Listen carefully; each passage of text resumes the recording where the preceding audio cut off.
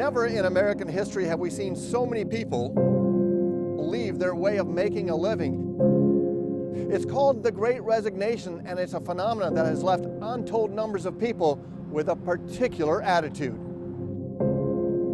Take this job and shove it. A 50-year-old tune sung by a man with the ironic name of Johnny Paycheck could be the anthem for a labor market change that is now the biggest job movement in history. It's called the Great Resignation, and in 2021, 4 million workers a month walked off their jobs. It's led to scenes like this, companies with entire floors of empty offices and empty cubicles, workers making their statements with their feet, walking off, walking away, not willing to make it through one more day. Bro was just like, you guys don't care. I mean, I can't do it anymore. Gabby Moore just left a job she's been working for 7 years. The Kettering woman worked in the food service business, one of the hardest hit industries. She said things started going downhill when the COVID pandemic began. It led to a spiral that never seemed to stop. It has just completely changed. It doesn't seem like hardly anybody wants to be there, even the people in charge.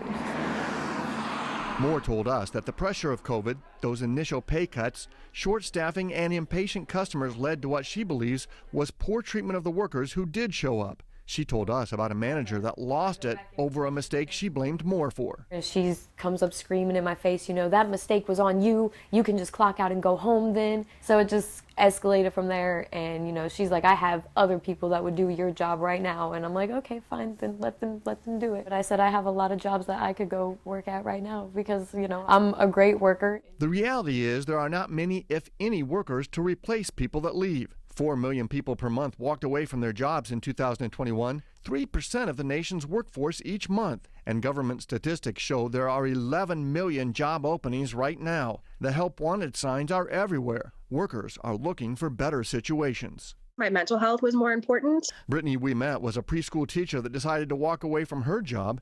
She wanted less stress and more flexibility. And there's so many more ways to make money than a 9-to-5 job.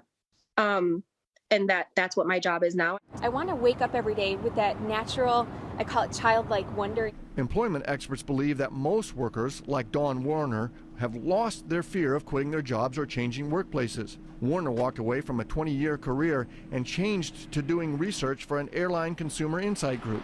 The pandemic may have influenced it in that I think it changed my mindset. There is so little fear among workers that a recent job market trends report indicates that 3 out of 4 full-time employees are planning to quit their job this year in 2022. An amazing 79% of currently employed workers believe that they can make more by switching jobs than they would by staying put. Eliza Benson is already in the middle of doing that. I figured, why not take advantage of the opportunity and better ourselves, move the kids to a better environment. Benson quit her home health care aide job and moved in with her mom after her dad died, and she moved her kids from the city to the suburbs. She's going to get a master's degree and become a social worker. I think what attracts me to it is just the ability to be there for somebody. Employment experts studying the Great Resignation see workers wanting to be healthier with better work-life balance and help others while helping themselves. And employees like Gabby Moore told me it's time for employers to take notice.